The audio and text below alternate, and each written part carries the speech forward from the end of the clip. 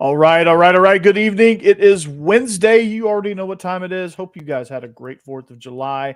We are back, and this is the starting blocks of a really long run, a really long, exciting run into the 2024 season and beyond. But welcome to SEC After Dark. For those of you just joining us for the first time, welcome. For those of you that have been with us from day one, welcome back, and hope you guys are digging the new look.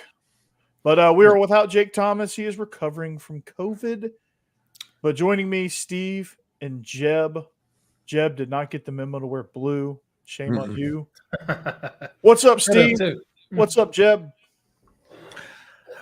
Not a lot. I had the meet and greet for Locked On Ole Miss last Tuesday, something like that. 4 people requested and wanted to know why the voice of God was not going to be doing picks this year. I got to meet Michael Specs, who did a video basically telling Becky that she has to do picks this year. I mean, if that's not convincing, I'm not sure what is. Yeah. It was kind of surprising the people that listened to both shows that turned up at the meet and greet. That was pretty cool. You got the following, Steve. You got quite the following, Steve. Yeah, I've got many Leatherband books. Does your studio smell of rich mahogany? Yes. Attaboy. So that is Stephen Willis, the owner of the Ole Miss podcast realm, Locked On Ole Miss. To my left, your right, Jeb Beecham, your resident Tennessee fan. What's up, Jeb? How's it going? It's going, man. It's going. Looking forward to a nice movie podcast here pretty soon. Mm-hmm. But if you want to join in the comments, Cassidy is kicking things off, saying, "Hey, hope everybody in your house is feeling better." Cassidy, you guys, the COVID bug has come and bitten all of you. So that's not a good thing, but hopefully you are recovering, which is a good thing. So we're presented by Dead Soxy. Make sure if you want to support Ole Miss NIL and buy yourself some really cool looking socks, not just Ole Miss socks, they have some really cool looking other styles as well. So the 1985 Bowling for Soup style tube socks, if you wish to go that route. They have many colors. This is what the kids are wearing now. The kids want to look like Kelly from Bad News Bears, the original, and the Walter Matthau. That is the look that the kids these days are going for, and I think that's absolutely hilarious. We fought to have long shorts and short socks, and they're trying to ruin all of that. Now they're doing short shorts and long socks again. The 70s, Steve, is coming back around, which. Why you say it like that? Well, you brought up the socks. I was 4. Dude, you brought up the socks. Yeah. You brought it up. I'm just okay. Yeah. Long socks and short shorts. That's what Gen Z's into. We fought for long shorts and short socks, and we'll fight to the death. We'll die on that hill. Yep, exactly. And Steve, I don't miss an opportunity to make an age joke at you, but that one was not that. Oh, okay. So make sure you visit deadsoxy.com. Make sure you get the membership, 25% ongoing discount and free shipping on any order that you wish to order. And we hope you guys get some cool socks and up your sock game. And as always, stay soxy. And of course, we're not going to be making any picks tonight, but if we did, our lines would be presented by betonline.ag. They have whatever you want to bet. Futures, they have it. MLB right now, they have it. I guess is the Euro still going on? Is that over yet? Yeah, I think England is taking on maybe France or somebody. Ooh, yeah, in the final. I think they're to the final. But you can bet on that and Copa America too, right? Yeah, I believe so. I believe that's still going on as well. And you can bet on Wimbledon too. So bet on. You can bet on the Ole Miss making the playoffs at -122, or Ole Miss is over and under on wins at 9.5. You can bet on that too. You can take Georgia. I think Georgia is -11.5 on wins. No, -10.5 on wins, and Vandy is -2.5 on wins. So all they got which, by the way, we'll talk about this because we have 2 months until the first game, but Georgia has a chance to be Michigan 1990 2.0. And what I mean by that is by far the best team in the country, 9-3. Interesting. Okay, we'll talk about that. But not yet. So betonline.ag, it's where the game starts. And Steve? It's time to get off pickles, right? Yeah, tell me about the pickles. Stewart's Cajun Pickles, that is, they offer a variety of Cajun spice products like pickles, green beans, okra, even carrots and asparagus. Is a family-owned company, homemade on the Gulf Coast of Mississippi, Gaucher, I believe, to be exact. Stewart's Cajun Dill Pickles have been pleasing pickle lovers for over 20 years now, and they have become the South's favorite pickles. This being a small business, they try to keep the produce fresh, so they shop locally. You can find these pickle products at thepickledstore.com or at the local Rouse's Market or other Gulf Coast Southern stores near you. Be sure to like Stewart's Cajun Dill product on Facebook and Instagram. Try these pickles, okra, and beans today. You will not be disappointed. Stewart's Cajun Dill Pickles, the South's favorite pickle. That's right. Which, by the way, before we start, pickles. James, what are you talking about? What is the rumor? Yeah, I was trying to figure this out. Yeah, I couldn't. I have not heard it one way or another. What is the rumor? Just put that in the chat if you would. And we will, obviously, we haven't heard of it, but I'd like to know what the rumor is. Call in on the request hotline that Steve made. We'll play your jam and answer your question. So anyway, it's gonna be kind of an interesting show. We get to troll Texas A&M tonight, which that's always fun. Yeah. Quarterback rankings. I think I have some question marks. I have some questions about SEC Mike putting out his rankings of quarterbacks. 1 through 6, I think, is solid. I would have a different list up at the top, but we'll talk about that too. And of course, we always get off the rails. But and we'll also do cowboy hats for SEC Media Days. Does that mean I got to go buy a cowboy hat?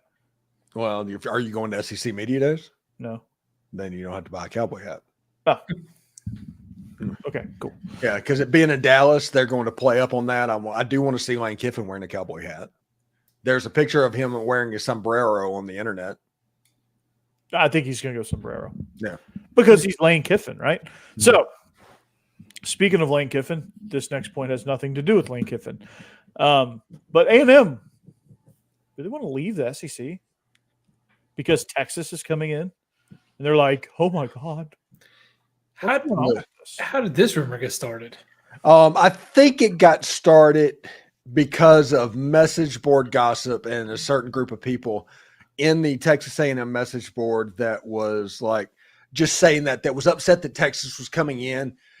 Ole Miss has those same fans, and they act that way about playing Southern Mississippi. So I can understand how Texas A&M fans could act weird. And then Greg Swain, who is a Twitter personality, maybe a radio talk show host out west, he picked something up about it as well, started playing the rumor, and it started to kind of spread around to other people that consider themselves in the know. They gain traction.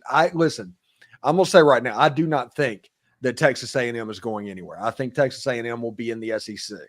But the fact that this rumor started is some of the most chicken crap stuff I have ever seen, and the ultimate inferiority complex. And you've gotten to the point where, listen, I did a video about this the other day. Texas Tech now provides the same thing that Texas A&M does. Don't give me money. We have Texas, which is more money. We have canceled that out. But if you want a team that can go 8-4, if you want a team that can occasionally beat other teams, if you want a team that captures this Texas market that is a public school with a large student body, Texas Tech provides all of that stuff. Don't give me all of the stuff about the money and stuff like that, because with Texas, that stuff's canceled out. But it's chicken crap running from Texas. Now, a lot of people at Texas A&M want to play Texas. They're excited about this rivalry being renewed.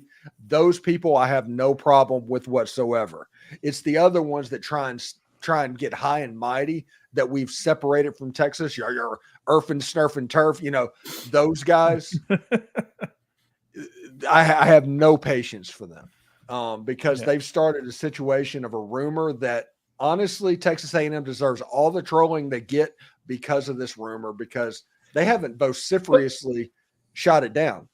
Act like you want to be here, be here, have fun. Be like Missouri. Everybody makes fun of Missouri, and they have for 10 years tried to get rid of Missouri. Oh, Missouri's not SEC, all of that stuff. Missouri has quietly rebuilt their stadium. They have upped their NIL situation. They are recruiting in a top 10, top 15 level, and they are in contention for the playoffs this year and have grown up in the SEC, while Texas A&M is still floundering the same way they've always been when Kevin Sumlin was the coach.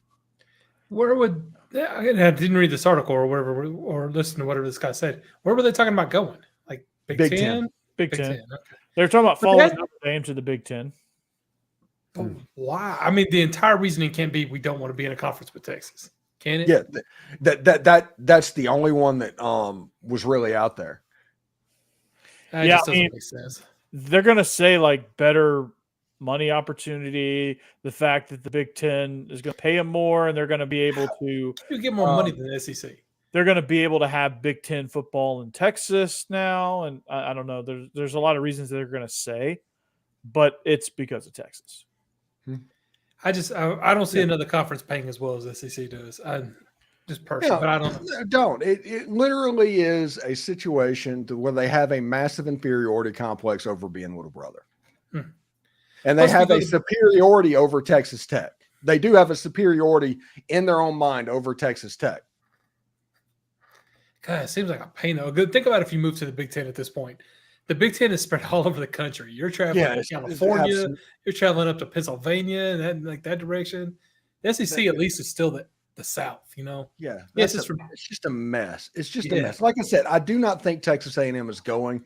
I think this is saber rattling from some fans that are crazy. I don't think it's going to happen. But the fact that this rumor is out there, they're not good enough to warrant this kind of a rumor. To act crazy. Yeah. they are not good enough to be this weird. We called them Texas 8-4 for a reason. Yeah, that's true. And Chris seems upset in the chat. Oh yeah, he is. He should be. He should be upset about the original rumor that is out there more so than other people's take on it. Yeah, it's a stupid rumor. I don't know why they would rumor. We're taking it all the way to past the realm of, we're into delusional land right now. So, and we're just kind of playing this rumor out. I like this though, because the only point I could see if you really wanted to move conferences, they would dominate Big Ten baseball, because Big Ten baseball is not good. Well, now they have USC and UCLA, so I don't know. No. Yeah. I think USC and UCLA is going to dominate Big Ten baseball. Yeah. But yeah, so Chris, A&M's not going anywhere. We're just having a little fun at their expense. Truthfully, it's a silly rumor. Yeah, it's a rumor that we're gonna take it all the way past the point of any sort of. Here's a quick question from Davius Freeman. Yeah, it's off topic, but he just wants a yes or no answer from unbiased guys. Which, by the way, there's no such thing as unbiased guys. Don't let anybody tell you they're not biased, because they are. Yeah. Do you think that FSU is a bigger brand than Auburn? I had an argument at the barber shop about that question. I think that's a yes, right? I think yes. FSU is a bigger brand than Auburn. Yeah, because Alabama kind of sucks up all the oxygen in the state of Alabama, that kind of prevents Auburn from being a bigger brand than they are. I mean, Auburn has a wonderful stadium. They have great uniforms. The whole vibe around Auburn football, other than the fact of, losing to the New Mexico State Aggies and all that, they have a lot going for them. But FSU under Bobby Bowden, I mean, it's Peter Warrick, work done. Peter Bolwell, all those guys. He has 2 Heisman Trophy winners. Yeah. He has 2 national champion. Bobby Bowden has 2 national championships. Florida State has 3. One under Jimbo Fisher. They've played for. I mean, the '90s was FSU football. Yeah. For a large portion of the decade, with Nebraska sprinkled in there. So yes, Davius, absolutely. And that's not a knock on Auburn. FSU is a monster brand. Yeah. As far as brand, now I'm not saying if they came to the SEC, Auburn might just take them to the cleaners. that switch over, they might completely dominate that. But as the brand ACC and SEC and all of that, just the brand, I think Florida State has it. Yeah, I mean, it's the war chant, the tomahawk chop, Chief Osceola planting the spear, all of that is way more recognizable than most of what Auburn has to offer. Yes. And that's what brand is. Whether or not your product is subpar or not, that's a different question, which Florida State for a while was subpar, but still it was disappointing to see such a big brand play subpar football, but they're still a big brand. Yeah. And Auburn's a big brand in their own right, just not as big as Florida State. What about the news that is coming out that the Big 12 is making a play for Clemson and Florida State? What about it? Yeah, I mean, it'd be a great move for them. Yeah, it'd definitely be good for Big 12. It'd be a great move for them to do. I mean, it would completely screw the ACC over. Yeah, it looks like Clemson got a thanks but no thanks from the Big Ten and the SEC. Yeah. Ooh. That's rough. But I think the SEC has its sights set on Virginia, North Carolina, and maybe a couple of other Big 12 schools. Well, Florida State might be seriously thinking about some kind of move. Didn't they have already their Florida big State wants to fight move. with the ACC? Yeah. They're right now. Florida State and the ACC is just staying together for the kids. Yeah. It would make sense for Clemson and Florida State to join the Big 12 because you have West Virginia, you have Central Florida, Cincinnati, Houston, all kind of right there in that, I guess, right there in that pocket. I don't know. It's not much of a pocket, but you would add some Southeastern teams to that, and it would expand a little bit. I mean, it would make that brand better. It would still be third, but it would make it better. Yeah, I think it would be third, like with a bullet, to where it's there. It's an established third, and it's a third in a sense where, it's not as big as the SEC and Big Ten, but it's still really good football. And I think Utah needs a natural predator. I think having 4 really good teams in that conference will make that conference really, really good because you'll have Utah, Kansas State, who I think is vastly improving, Florida State and Clemson, with some risers in Kansas, Texas Tech, Baylor if they get into the 21st century with their offense, and TCU. I think they asked Dave Aranda why he's recruiting better this year. What's going on? His answer was, "We're paying players. We're paying better." That was his answer, and I was like, "Yes, yes, it's happening." Oh, that just brings up a whole nother thing I saw. But hold on, my buddy. Oh. Yeah, no, I agree with it. South Carolina wanting sure they play every year because Ole Miss and State, that was the most toxic rivalry in the history of rivalries. I'm talking about the last sentence. Yes, that's true. South Carolina and Clemson hate each other. Like I know they do. Hate each other. My wife is on the other side of that. She's on the Clemson side of that. But they will South Carolina and Clemson is like Ole Miss and State, and they will fight you if you try to take that game away. I don't know, but A&M, Texas seem to hate each other to the point they don't even want to see each other. So, yeah, that's why I question it because, I mean, the whole reason there is an inkling of a rumor, whether it's outrageous or not, or not far from the truth or not. Yeah, but that tells me that these two teams hate each other.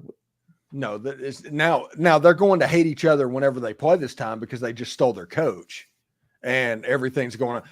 The Friday after Thanksgiving, I am so glad Ole Miss plays on that Friday, and so I can just sit down on that Saturday and watch Texas and Texas A&M. There's no chance that I'm missing that game, none at all, because that is going to be absolute theater in Kyle Field. Yeah, but I don't think they hate each other playing football the way that Ole Miss hates State, the way that Clemson hates South Carolina, because they are willing not to compete to play each other.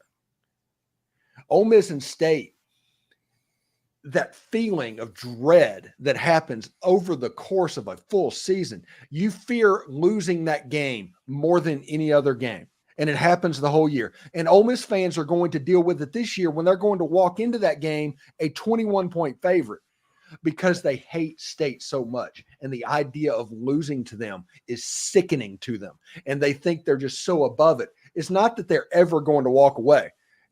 Ole Miss and State hate each other to the point where they'll never walk away from each other.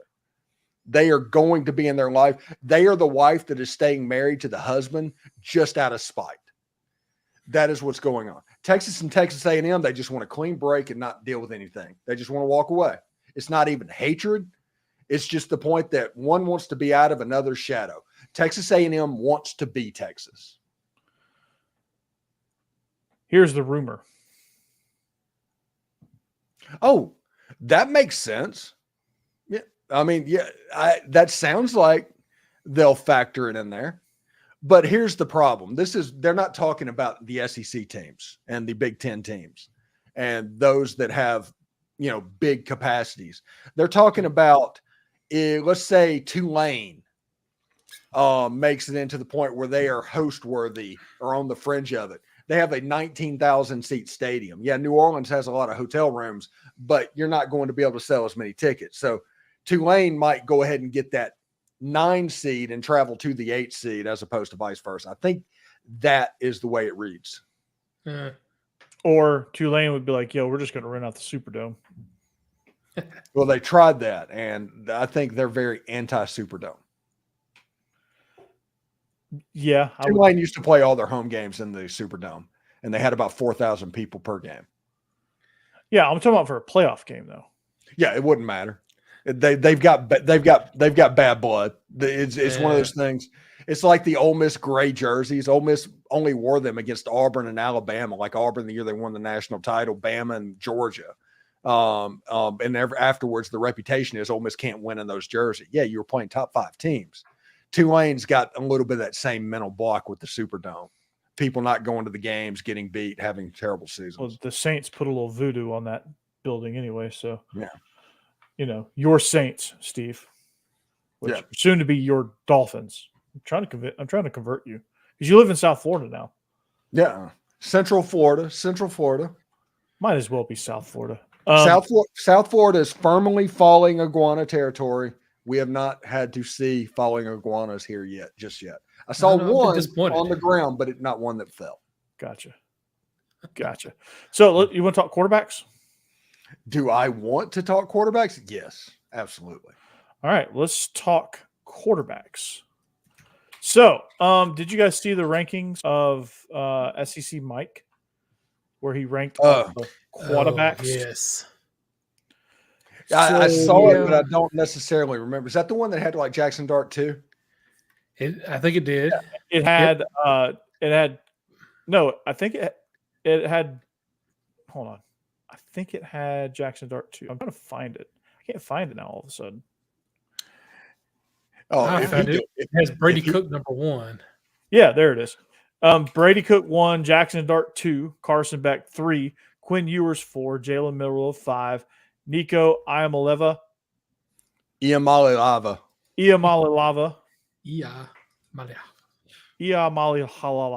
All right. 7, Graham Mertz. 8, Garrett Nussmeier. 9, Connor Wegman. 10, Jackson Arnold. 11, Taylon Green. 12, Lenora Sellers. 13, Brock Vandegrift. 15, Peyton Thorne. 15, Blake Shapen. 16, Diego Pavia. I'm sitting here and looking for this list in front of me because I have thoughts. I have a lot of thoughts. Okay. First of which, I don't think it matters if you put Jackson Dart or Carson Beck number 1 or number 2. I think they're both number 1. I think that's unequivocally the best 2 quarterbacks in this conference. And I don't think it's particularly close. I don't have a problem with Brady Cook in the top 3. No, I just think he's number 3 behind those 2. Right? I think he's in the top 3 for sure. I just think the top of this is out of order. Right? You think he's going to be better than Quinn Ewers? Yes. Quinn Ewers, there's a chance he may not serve. I don't know. There's a chance. Think a Manning is coming for him. A Manning is coming for him. I don't think Quinn Ewers is better than those other three ahead of him: Carson Beck, Jackson Dart, or Brady Cook. Who Carson Beck is rumored to be dating one of the Cavender twins. Well, okay, let me just go ahead and say this. I don't care. I don't. Sign NIL deals with you want, date whoever you want to. I just don't care. Just show all I care is between the lines. No, it's all I've that never. matters. It's all that Yeah, I've matters. never been big into personal loves. It's who they're dating. That's all that matters. All right, the best running quarterback, Jalen Milroe. Yeah, maybe Taylor Green. Maybe Taylor Green. I think Milroe. I think he's in a better position developmental wise with his passing game that he can kind of add to that. So I think he's probably a little bit more of a well-rounded quarterback than Taylor Green. Nico, I think, is right. Let's talk about 7. Let's talk about Graham Mertz. Look, I may be taking crazy pills, but I don't buy that. I had Phil Still on my show last night, and that's a humble brag if I've ever heard one. But he's fine with Graham Mertz. He talked about his completion percentage and everything that was set up. He likes Graham Mertz. Graham Mertz is a mirage to me. He has all the freaking measurables. He's a good, fundamental, talented quarterback, but something happens when the lights come on. I don't see it. I just don't see it. That something is Florida doesn't have any wide receivers. I don't know. I don't know. Which Florida not having wide receivers. I grew up in the era of Steve Spurrier when you had like Jaquez Green and those guys, Ike Hilliard patrolling the secondary for Florida. And did you see him this year? And it's like, you're like squinting and he's like, maybe he looks a little bit like Antonio Callaway. I don't know. I'll give him this, though. He has a year under his belt, whereas Nussmeier has like maybe 2 games. Wegman has a little bit under his belt. I think Wegman should be ahead of Iamaleava, honestly. Yeah. Yeah, I don't like ranking players high that haven't played yet. That always, but I mean, we've seen Graham play and he struggled pretty hard. So I know he's got the talent, but I think Connor Wigman should be. I think he should be above Mertz too. 6th or 5th, honestly. I'd put him 6th or 5th. I'll go 6. Definitely ahead of Garrett Nussmeier because there's some unfounded hype coming out of Garrett Nussmeier that I just don't know anything about. Yeah, I know where it's coming from. Not necessarily. I don't necessarily agree with it, but where it's coming from is what he did in the SEC championship 2 seasons ago when he came in for Jaden Daniels, and he lit up Georgia for like 1 million yards and scored some points. But some of that might have just been like Georgia taking their foot off the gas, and I don't know. That's probably more like it. But people saw that. I guarantee you, people saw that and are like, "Ooh, Garrett Nussmeier." Yeah, you don't lose a Heisman Trophy winning quarterback and 2 first-round wide receivers. You don't lose your running back, and you have one of the worst defenses I've ever seen, and you are all of a sudden a 10-win team. I just don't know. I don't see it. I don't. Yeah, no. I don't see it either. And I mean, yeah, he's got some talent, but I just like with Graham Mertz, like I don't see it. With Garrett Nussmeier, I don't see it. Connor Wegman's better than both of them. I'll be honest, I don't know hardly anything about Jackson Arnold. Maybe you guys can enlighten me. I don't know anything. Okay, another humble brag is coming. I watched him practice at the Under Armour All-American game. Jackson Arnold is a really good quarterback. He has all the tools in the world. He came out against, I believe, Arizona last year in a losing effort in his first start because the starting quarterback, Dylan Gabriel, hit the transfer portal and opted out. I believe Jackson Arnold came in and played pretty well. He made a couple of boneheaded passes. He was a first-year quarterback, but he has all the talent in the world. If he has a good year, I think his ceiling is probably 4th or 5th on this list. That's his ceiling. Now, he's probably ranked in the right place because a first-year starter in the SEC traditionally struggles. Yeah. Yeah, and same thing you could say about Nico. I mean, Nico's played a little bit too and has some experience, but Anybody who hasn't been in the SEC and hasn't played yet, I can't rank them high. Yeah. I get him. He's got plenty of talent though. I've seen enough about Jackson Arnold to know he's going to be talented. But. Here's my issue now with 10 through 16. I think you're just kind of going off of hype and talent and not necessarily production. Yeah, I think 11 through 16, because Jackson Arnold I don't think belongs in that group. He does have the talent to be ranked ahead of that. He's in the Nico category, I think. Well, I think Pavia should be number 11 then, because Pavia has the experience. He's beaten Peyton Thorne head to head, yet he's ranked underneath him. He took a, I don't know.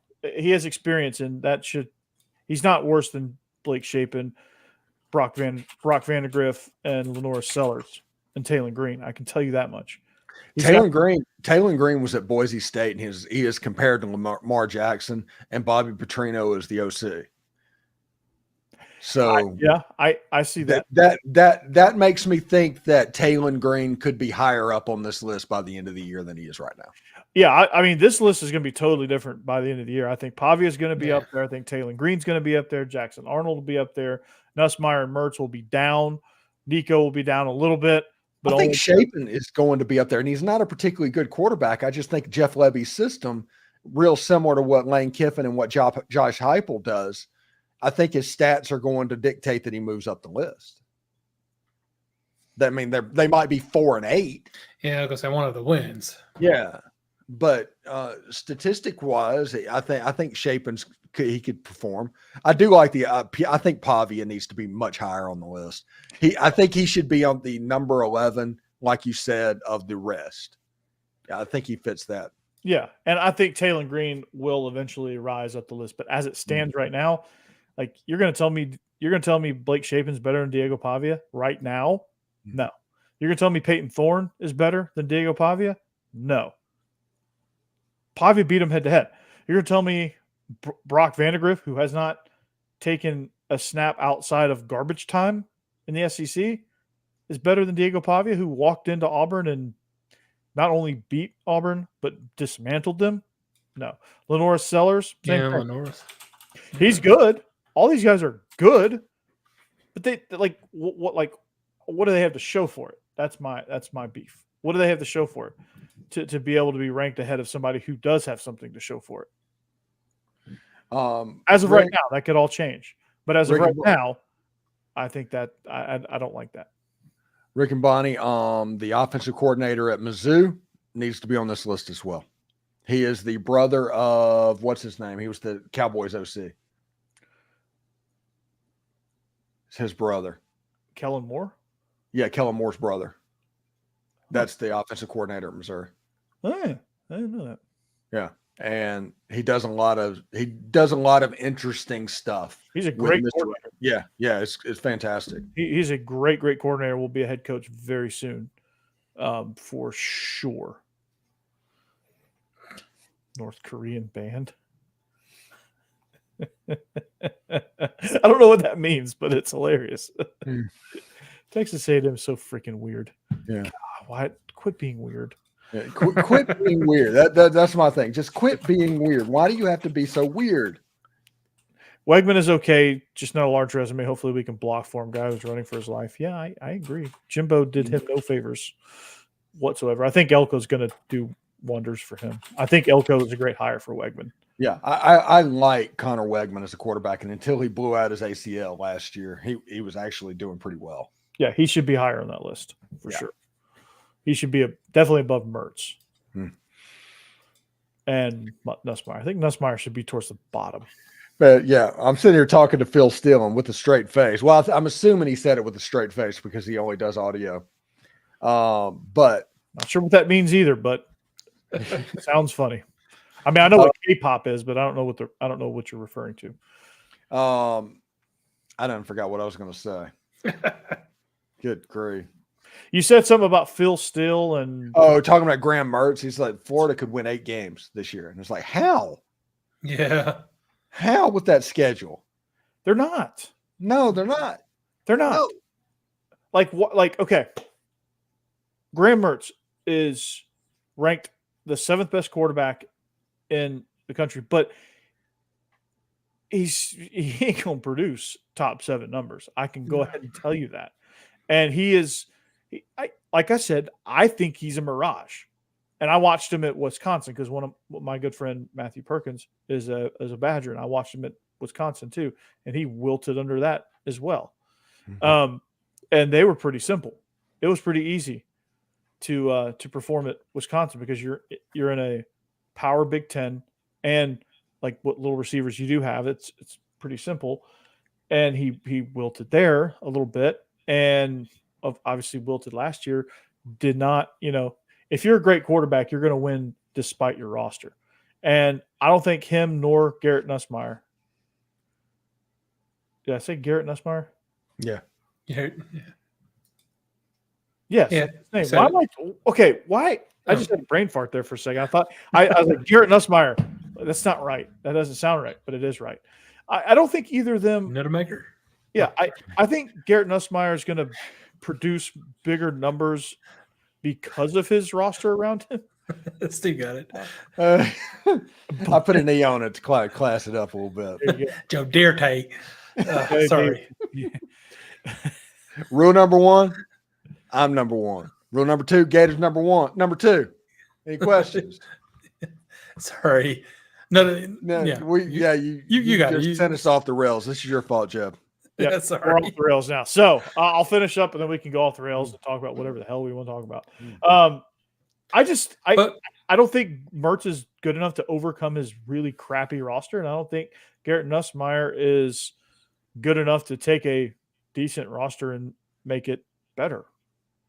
No, I agree. I feel like Florida's roster was better last year, and you didn't see anything from Graham Mertz. This year they haven't gotten better as a team.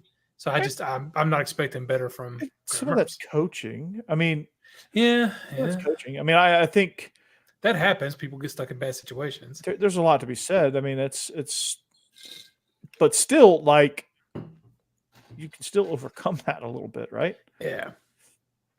If you're a really good quarterback, yes.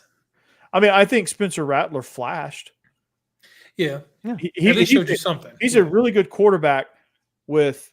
I mean, he's really screwed up here. Mm-hmm.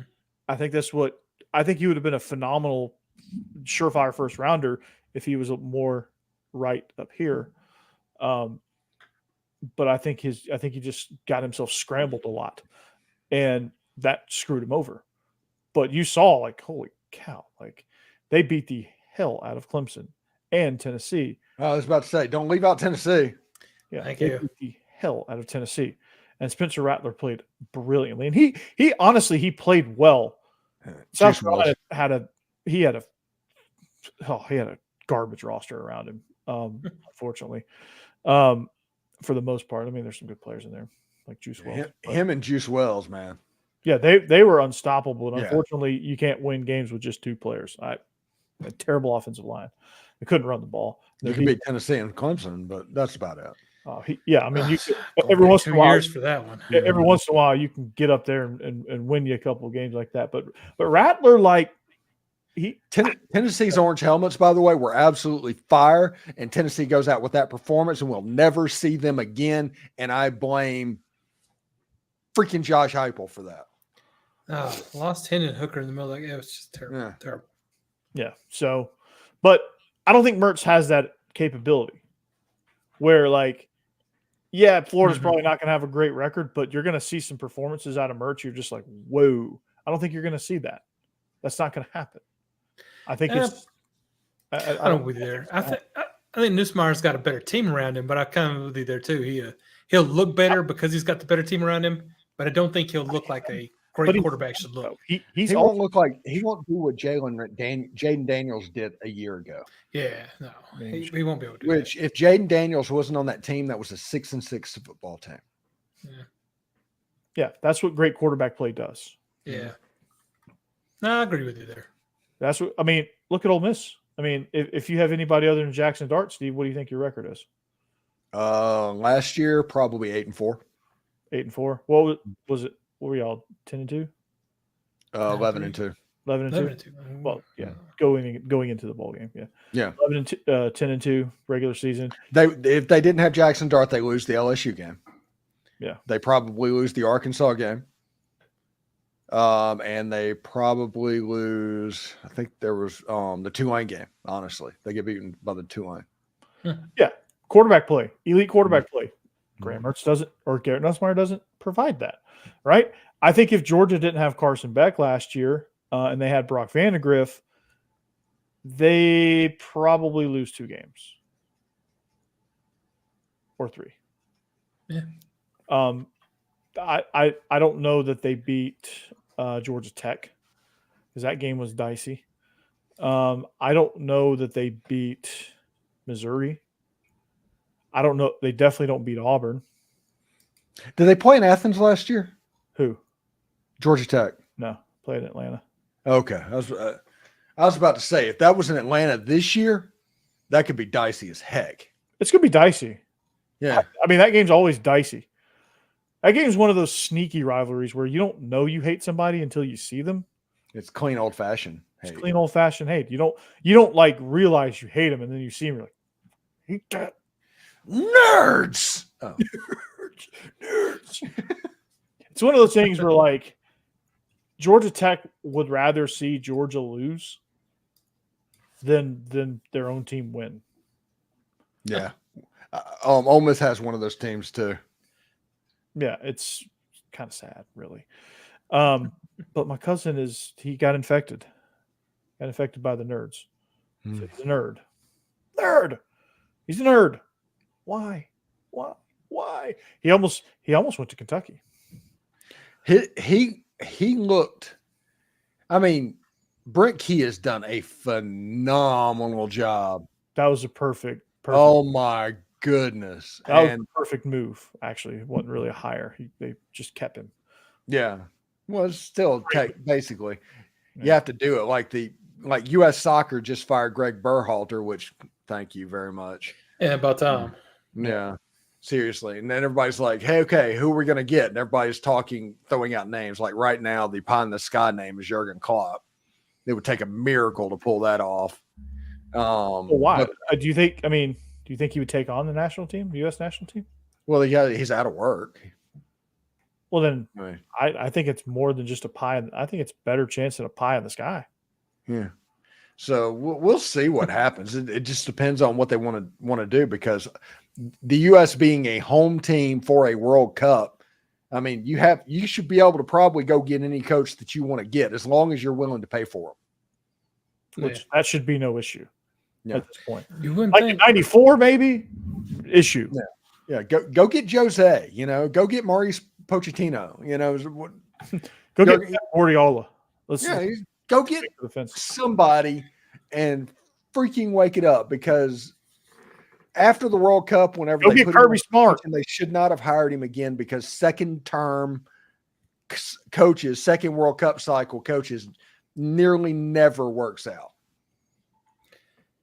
I know. I just know a lot of people wanted him gone. I don't know enough about soccer to know who they should get, but everybody was rooting for this. I saw, like, when I saw the Copa America, and I tuned out of soccer for a little while after the World Cup, so like I recognize that this take here that I'm about to say may not carry as much weight, but what I saw in Copa America is a team that regressed fundamentally.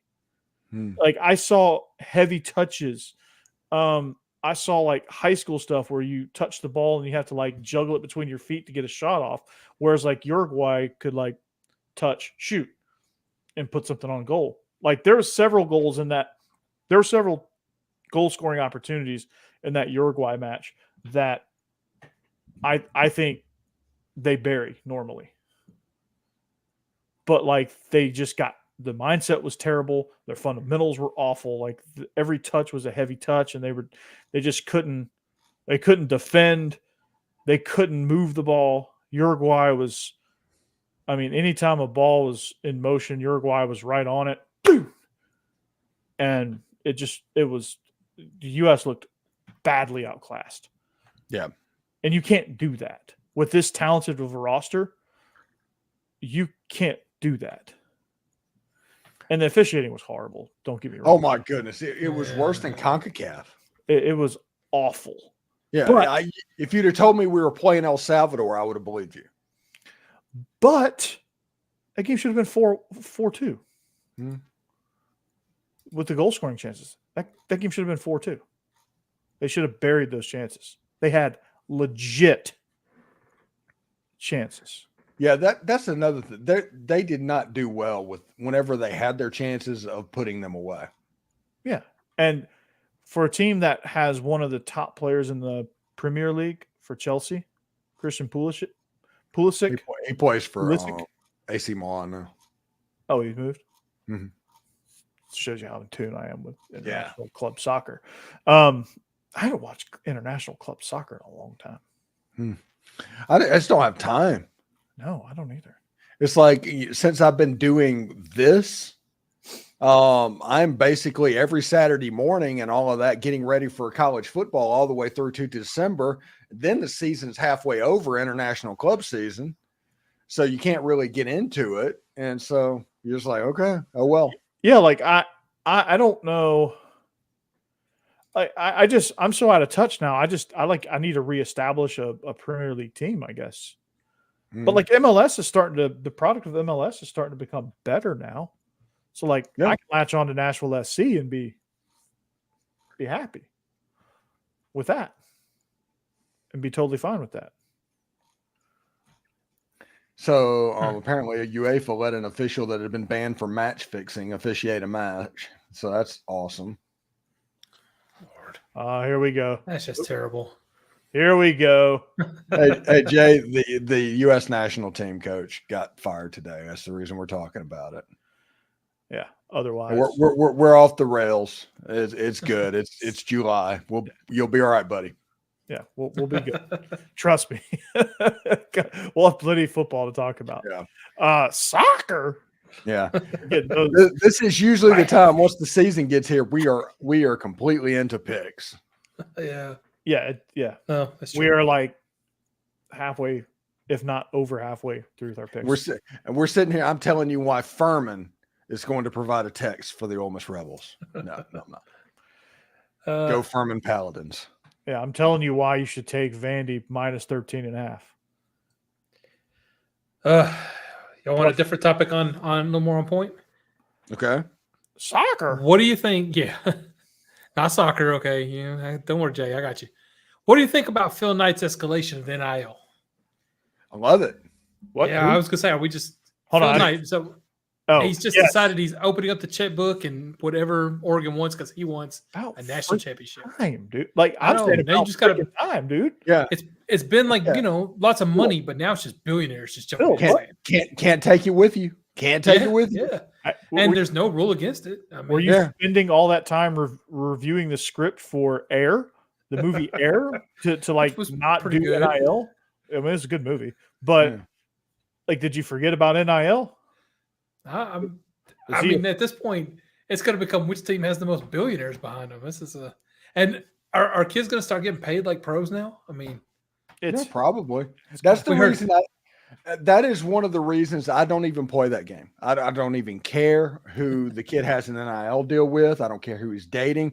Just perform between the lines, and if you don't, I'm gonna call you on it because you're taking our money. It's not a situation where college kids are college kids. No, you're getting paid now, which means we're going to treat you that way. It's not about protecting kids. And there are going to be some people talk about protecting kids. No, we're not going to do that. Not going to do that. When they make more than I do. Yeah, is whenever you're making $200,000 to play football in college while you're going to freaking college algebra. No, not going to do that. Oh, and also, Jeb, the yearly roster overturn is going to be like, the little stick in Men in Black where it's like, bleep, and it's going to be that every year because like you're going to have a whole new roster. They're going to have to set a time for just kids doing negotiations for how much money they're going to get, where they're going next. Okay. This is before we get out of here tonight, there's something I want to talk about. Two things, honestly, that I want to talk about. Both of them involve the Colorado Buffaloes. Oh boy. Coach Prime, in his Big 12 Media Days appearance today, said, honestly, my wins count differently than your wins. Whenever I win, it's harder for me to get respect because of what's going on. And it's like, no, you won 4 games last year. The reason your wins count less is because there's less of them. I mean, that's what that is. And then Shedeur Sanders, this is a quarterback of a 4-8 team, said that we're every team's Super Bowl. Well, that's true in a way because of the way they're acting. People want to beat the hell out of them, I guess. But it would be like the 85 Super Bowl where the New England Patriots playing the Bears. Hey, but in Sanders' defense, I mean, it was Shedeur Sanders, not the other Sanders. He's pretty much just following what his coach, the energy his coach is giving off. I'm sure that's the way he thinks about it. Yeah, you can't really blame the kids for now having that attitude. Follow the leader, right? Yeah. Can you imagine if Colorado played Georgia in a bowl game? God, Georgia would beat the crap. Well, you know what would happen? Go watch the Oregon game. That's what. No. I'm not talking about the score of it. I'm just talking about the lead up. Georgia's going into this game. It's like everybody thought we were going to win 3 games this season. It's like you were the preseason number 1 by everybody. Yeah. Who Kirby has them convinced that nobody believes in them. Yeah, I mean, you have to fight for every inch you have. And then you have Colorado coming off a 4-8 season. It's like we are the greatest team in college football history. Yeah. Oh, wow. And those two together, I genuinely think it would cause a rift in the space-time continuum if they met. Oh, Kirby's notorious for shouting across the field at the other coach.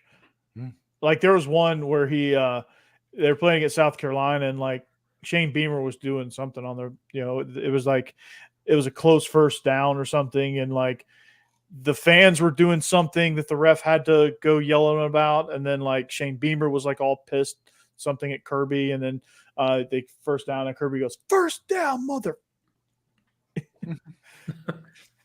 Oh, I remember this, and this happened. They asked Steve Spurrier when he was the coach of South Carolina what he thinks about playing Georgia that early in the year.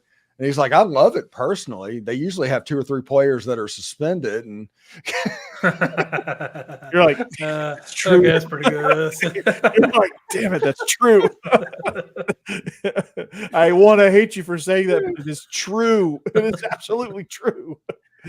I did the impossible. Okay, I did the impossible. My wife, whenever I met her, hated everything about Florida, including Steve Spurrier.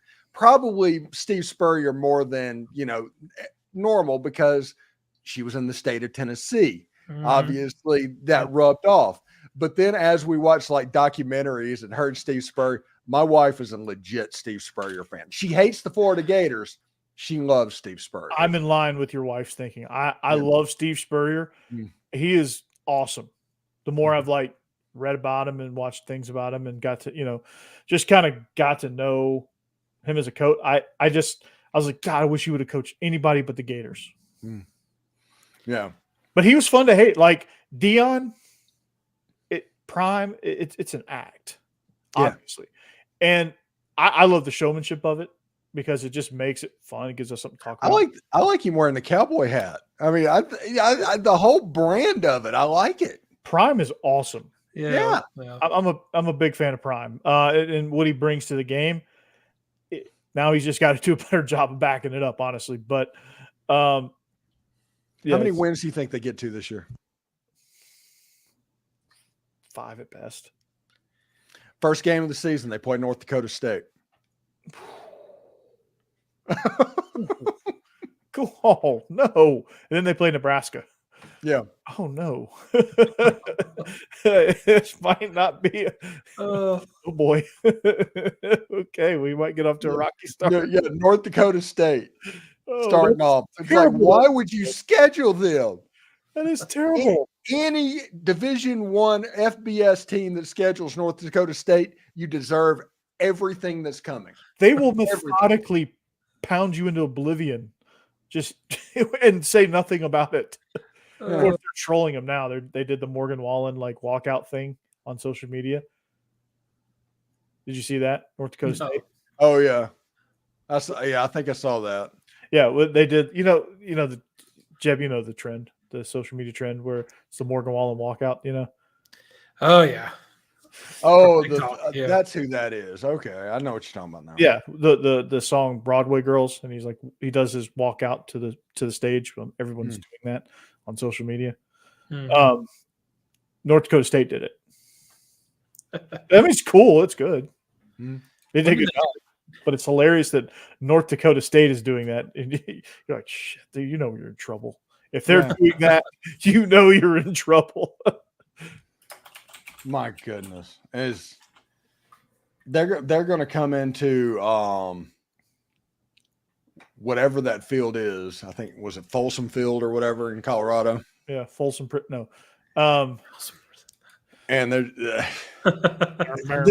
moved that game to Thursday, and it's going to be on TV, and I'm going to watch every second of that. Oh my god! Yeah. Yes, because if you do all of that stuff, you deserve every bit that's coming your way. God, goddamn Colorado, not great. Hey, and this is year 2 Nebraska, which means historically Matt Rule teams are really good in year 2. I think Raiola is going to be good. Yeah, I think he's going to be really good.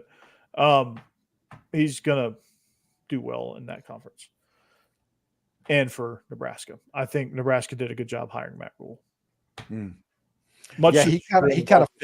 fits them. He fits that region, and I'm glad he's there and not Baylor.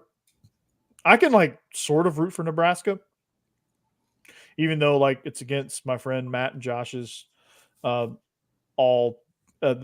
being in every fiber in their body to root against Nebraska. They both hate Nebraska with a passion because they're Big Ten guys and they're Iowa, and one's an Iowa fan, one's a Wisconsin fan, so they really hate Nebraska.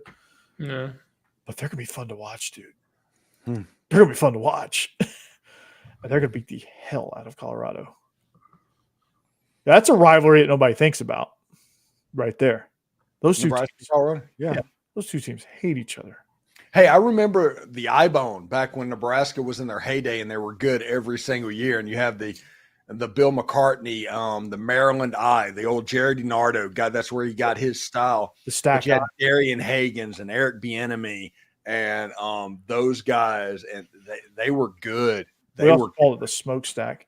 Steve Beach High School runs that, or used to. I don't know if they do anymore, but back whenever they had, was it Jalen Hurd? Oh, I mean, they ran it up until 2 years ago. Oh, okay.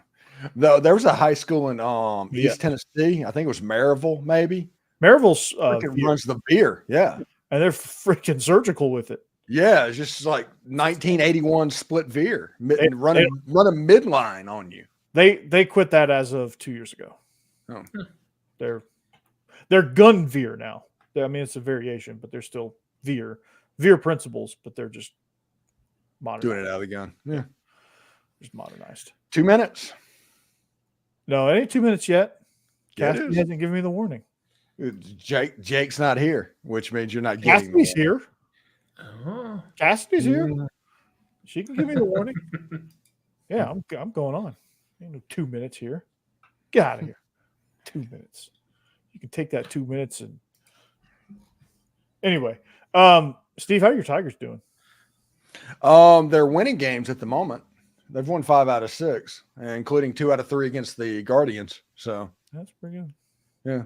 They're doing all right. Coming up next, right? I think so, which is good news for the Tigers. Colt Keith, from Biloxi, Mississippi, he's on a heater at the moment. There you go. 2 minutes. Here we go. All right. Now, we are SEC After Dark. This is July, so we are off the rails mostly, but this show is going to get more focused. We are ADHD radio here as of right now. Jake Thomas, who is not here and recovering, check him out on Tide Talk Live. He's got the black lung, Coach. He's got the black lung.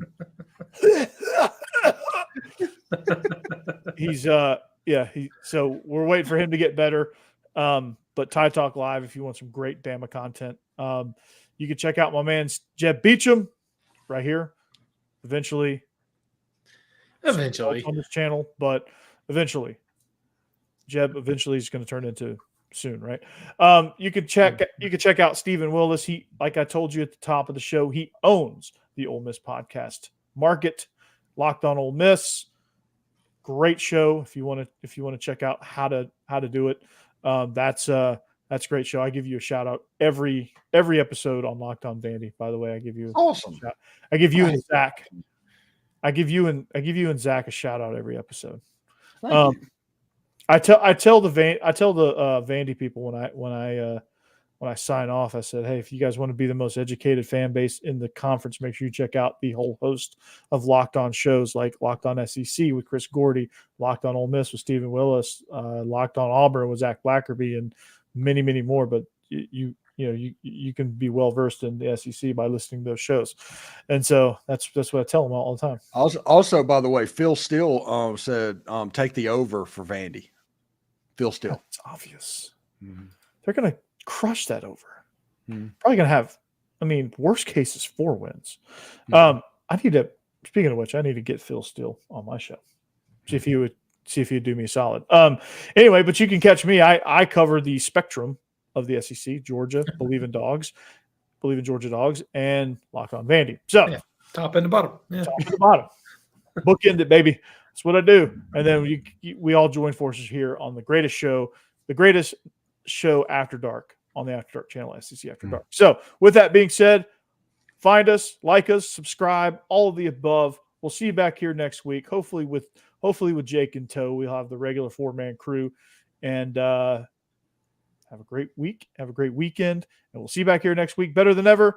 And of course, go Dogs, anchor down. Hotty toddy, go Rockets. Route Tide. Go Vols. Yeah. Yeah. Get that in. Ugh. War Eagle.